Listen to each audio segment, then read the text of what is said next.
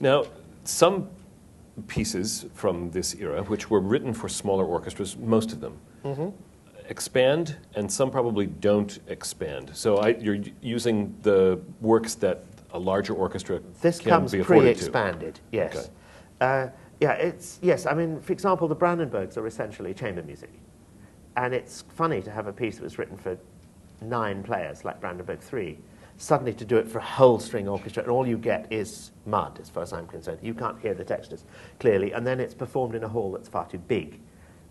If you go to the hall in Curtin, where the Brandenburgs were performed, it's tiny. It's about twice the size of this room. So you can't really do it clearly in a big hall like Avery Fisher. So it's good to do pieces that you can do. Now, the fireworks music at the other end of this program is even bigger, and in fact, we're doing it with an orchestra that wasn't as big as Handel's. Handel had 26 oboes, 12 bassoons. That would be a group of angry parents. A Yes. large group of very angry parents. 9 horns, 9 trumpets, 3 pairs of timpani, one pair of which was borrowed from the Tower of London, where they had especially large timpani to cover up the screams of those being executed. If you were a noble, you were allowed to have your head chopped off rather than being hung at this period, and they would play these drums very loudly to cover up any noises that might occur. As Milord was topped. And let me tell you that there were such executions in 1745, and this piece is written in 1749. So these things were put to use. They're not just big timps, and they were used for these kind of events. This was for Bonnie Prince Charlie's rebellion against the king. They topped a couple of aristocrats just for fun. And so it was a huge thing. Now, of course, the fireworks music was written to be performed outdoors, but this is an inside version. We don't have any fireworks. But it's still pretty loud. And it will fill Avery Fisher Hall, and it's great that it does. So we get these 2 grand Handel pieces on either side as bookends. And then in the middle, the divine Christina Schaeffer will sing some very sexy Handel arias from Alcina, Partenope, and Julius Caesar. Partenope is an opera about, well, it's about Partenope, who is the lady who founded Naples. And she is a queen, and she has a somewhat active love life, in the sense that she has 4 boyfriends, one of whom is a countertenor, so he's hopeless. Another one is a woman in disguise, which is illegal. And so there's 2 others, one of whom she has to choose, and she eventually does. And it takes 3 acts. It's quite silly. And she has a very good time doing it. You find out that one of them is a woman in disguise by the most glorious reason, which is part of the myth of Partenope, is that she decides that 2 of them are going to have a sword fight. And she guesses that one of them is, in fact, a lady in disguise. And so she says, yeah, let's have a sword fight, and why don't we do it topless? And so one of the ladies just says, I can't, I really can't. And then she goes all girly, and then you realize that she's a mezzo, really.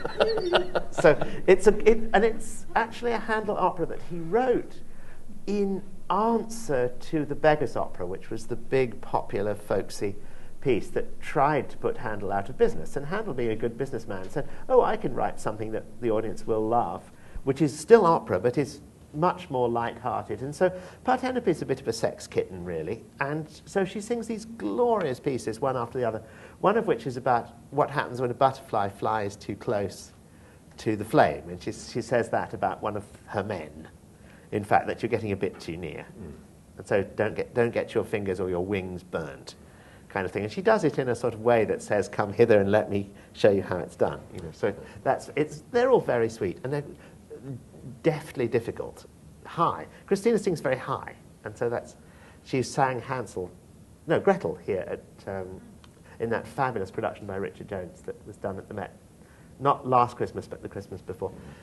Anyway, she does those terrifically. Then we have one aria from Julius Caesar where she sings Cleopatra. And Cleopatra manages to sing all kinds of different arias. Of course, she's deliriously happy. She's in jail. She's incredibly sad. We're going to sing one of the incredibly sad ones. Fairly soon after that, she gets incredibly happy because somebody murders her brother, who's also her husband. That's how Egypt did things. The pharaohs kept things in the family. So, it's a bit like Jerry Springer. And so, and then someone kills her husband stroke brother, and then she gets off with Julius Caesar, who's also married, but that doesn't seem to matter, and they sing a love duet, and that's the end of the piece. So in this particular case, she's in jail, and she's extraordinarily unhappy, and she wails to the sound of bassoons for 11 minutes. It's a fantastic, emotional, beautiful piece.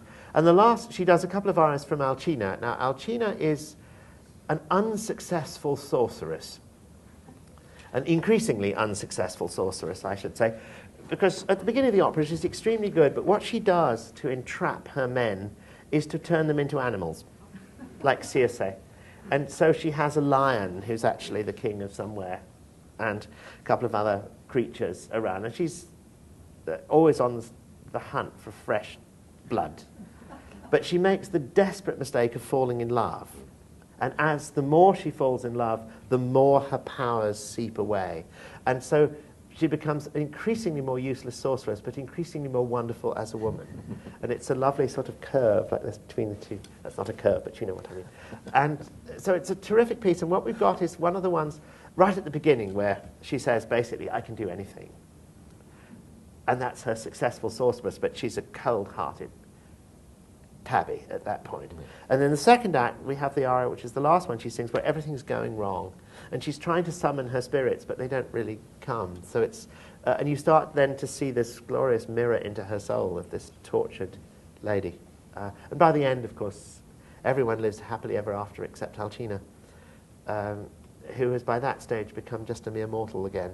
And is happy with that, but has lost all her powers. It's a terrific piece. And Christina sings them brilliantly. And there's one other piece in the concert which is just a sorbet, really, which is a little concerto grosso, which was the intermission music from Alexander's Feast, another oratorio, which is a chance for the violins and the principal cello to show off. Brilliant little piece, quite silly, and piece of light-hearted Handel, but very tricky, and just shows what an elegant and wonderful composer he was. That's probably the smallest piece in the concert. So we go from big to quite tiny, but intermission music from oratorios, bits of operas, little vignettes from operas, and then the fireworks music to cap it all as the big, grand, imperial Handel. Yeah.